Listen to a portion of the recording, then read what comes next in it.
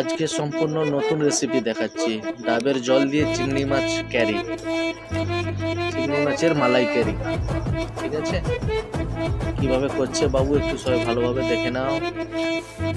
ডাবের জল দিয়ে নতুন সিস্টেম সম্পূর্ণ চিংড়ি মাছের মালাই ক্যারি। এইভাবে বাড়িতে করে খাবে, ভালো লাগবে ইনশাল্লাহ। কি কি দিচ্ছে বাবু একটু ফলো করে নাও। লেখা দেখাচ্ছে উপরে।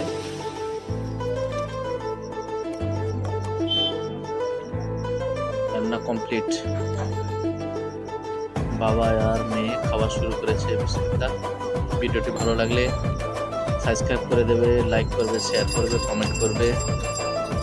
ভিডিওতে প্রচুর প্রচুর ভালোবাসা দেবে। সবাই ভালো থাকবে, সুস্থ থাকবে, দোয়া